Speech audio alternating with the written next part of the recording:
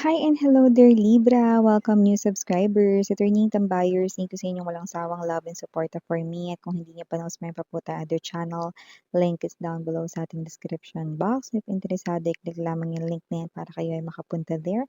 At araw-araw ay nag-upload tayo ng collective readings for all signs doon. At yun nga, Libra, wala tayo ditong gender, so babae, lalaki, LGBT, lahat po ay welcome. Just take only what resonates. And syempre, may free will kayo kung gusto niyo i-claim yung mga messages or hindi, no? Or kung gusto niyo gawing guidance po or hindi. Cross-watchers ni Libra, welcome ka rin at may Libra placement sa natal/birth chart, welcome din kayo. So let's go ahead and check these messages right here for you, Libra.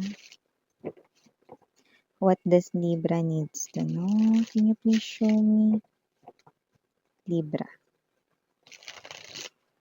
Mga mensahe para kay Libra, please. What does Libra needs to know? Can you please show me? Libra.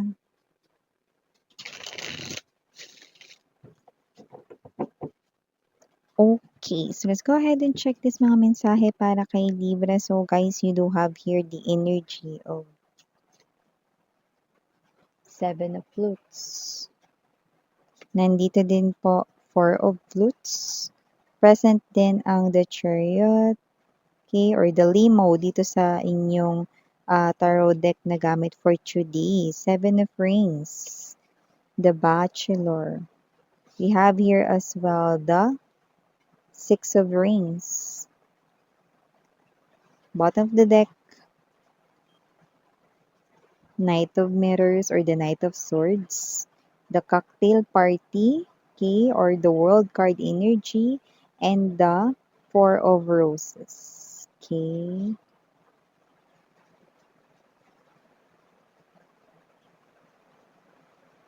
Okay, so nakikita natin dito, Libra, no, mukhang meron ditong energy, no, yung iba sa inyo pwedeng single mom, single dad, no, but doesn't have to be, okay, may energy rin na coming in very strong, no, for a lot of you, no, the Seven of Rings and the Seven of Flutes right in here, no, nakikita natin dito, na kung kayo man, no, kung literal na meron kayong anak or single mom, single dad kayo, no, there's someone new coming in into your life at tanggap nitong tao na to, no, ang inyo rito na child or ang inyo ritong mga anak, no? So, mamahalin nila yan, no, na parang kanila. Ganong klase ng energy, okay? So, there's someone new coming in into your life, no, at i-accept niya rito ang iyong nakaraan, no? And you do not need to worry because this is such a good guy. This is such a good woman right here, no, with pure heart. Yan. No? Gusto niya baguhin dito yung kapalaran mo, no? Pero for others of you, no, this child symbolizes, no, na magugustuhan niya, no? Yeah, there's someone new coming in, no? Whether wala kayong anak or may anak kayo, yung iba pwedeng single, wala kayong anak, no? But there's still someone new coming in into your life, Libra, no?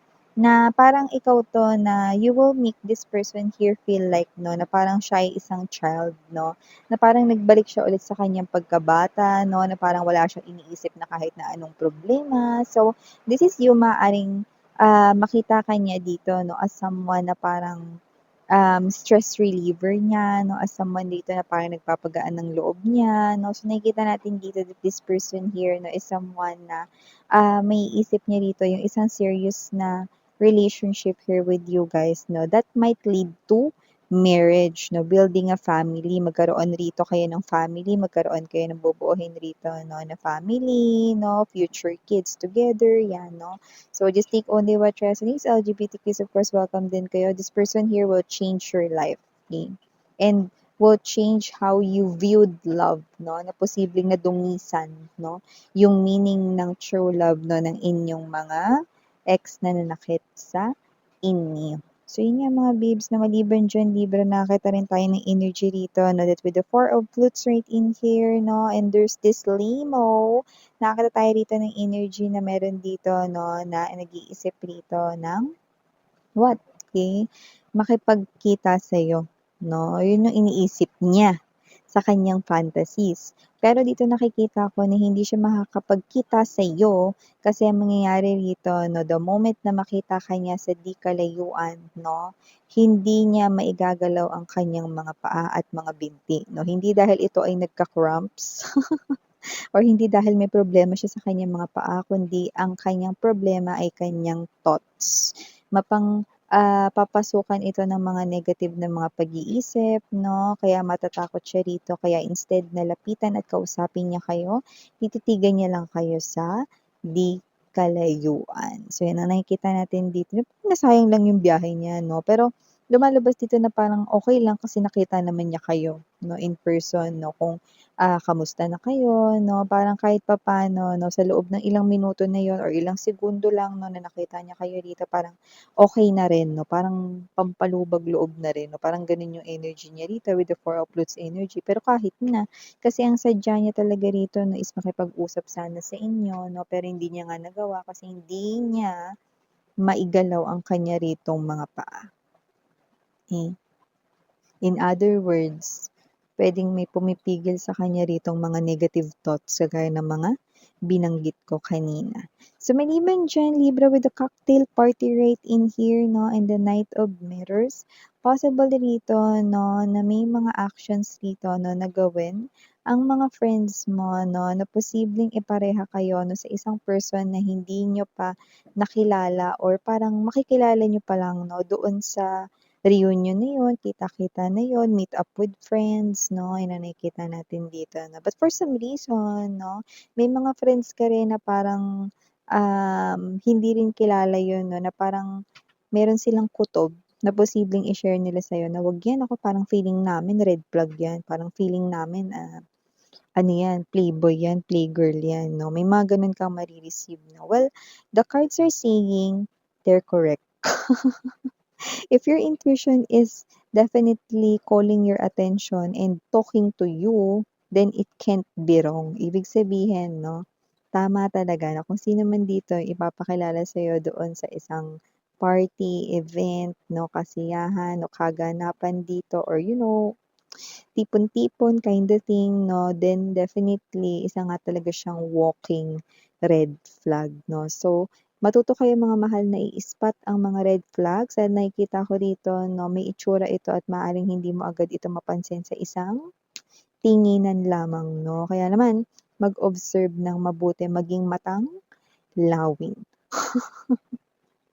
Okay, so maliban diyan, we have here the Six of Rings right in here, quality time, and the limo.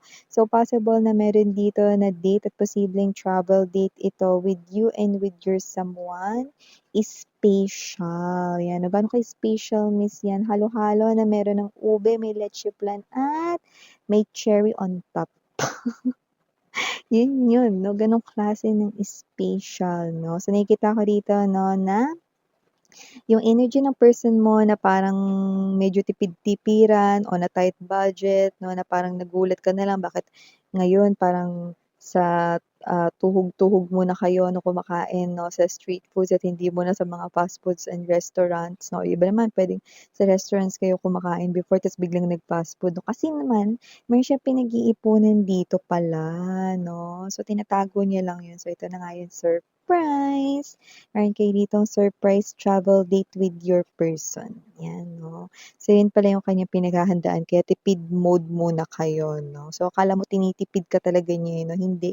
May pa-surprise siya dito at ang maganda, walang okasyon. Hindi ito yung anniversary ninyo, hindi rin ito yung special day ninyo, na hindi rin ito mga babes niyo kahit na ano. Kasi for him or her, any day is special kapag kasama niya kayo, Libra. How sweet your person, ha? So, yun man ay boyfriend, girlfriend mo or asawa mo na, yun ang kanyang plano.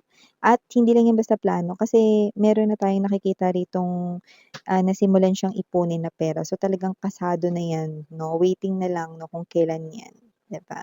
So, maliban diyan, Libra, nakakita rin po tayo dito ng energy mga babes with the Four of Roses right in here na we have here the Mansion 'no, and the Meathead. So, possible dito na meron ditong bibisita sa inyo or baka ikaw bibisita ka dun 'no. So, nakita ko dito na ito yung klase ng energy na hindi mo naman 'to kilala.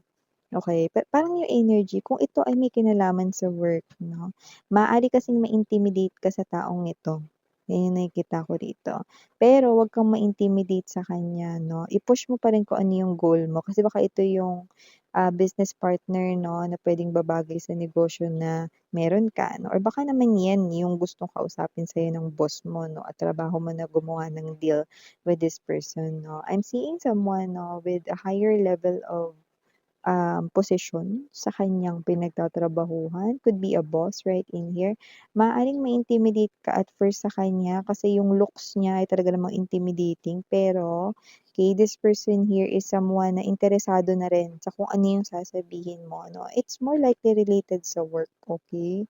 So nakikita ko rito na positive na tayo dun 'no, pero maaaring dahil puwedeng negosyante ito 'no or baka ganyan na siya sa larangan ng trabaho na puwedeng meron siyang inoobserbahan sa'yo 'no, kung talaga bang invested or parang dapat ba talaga siyang mag-invest diyan, sa'yo rito 'no na company na pinagtatrabahuhan or diyan sa business proposal mo, ayan 'no. So parang tinitingnan lang niya, inoobserbahan pero parang yes na yung sagot niya.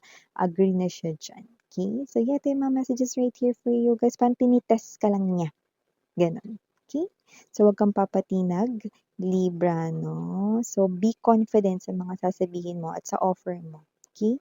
So, ito yung mga messages for you, Libra. Thank you so much. Again, I'm Yuriana on ni Saranghaeyo, Love and Light. Ani.